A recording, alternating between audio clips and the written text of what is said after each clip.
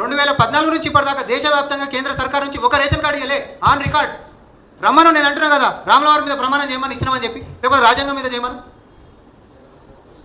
చేయమనండి. ఎందుకు ఇట్లాంటి అబద్ధాలు? కేంద్ర మంత్రి స్థాయిలో ఉండి మీరు ఇట్లాంటి అబద్ధాలు ఆడి ఎవరిని ముంచుతారు?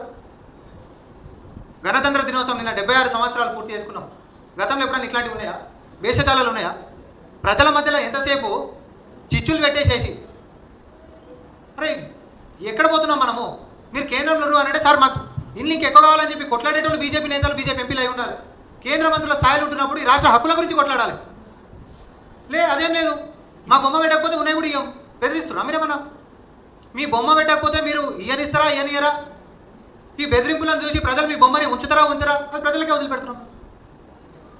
దయచేసి బూటకప్పు ప్రచారాలు బంద్ చేసి పని మీద పడి పనికొచ్చేటటువంటి పనులు, బీజేపీ ఎంపీలైనా కేంద్ర మంత్రులు ఇద్దరైనా రాష్ట్ర ప్రయోజనాల గురించి పోతున్నటువంటి అంశాలని దృష్టిలో పెట్టుకొని పనికిరానటువంటి విమర్శలని పక్కన పెట్టి ఈ రాష్ట్ర ప్రజల హితం కోసం, రాష్ట్ర ప్రజలకి మనం మాట ఇచ్చినాం, మన ప్రజలు బాగుపడతారు.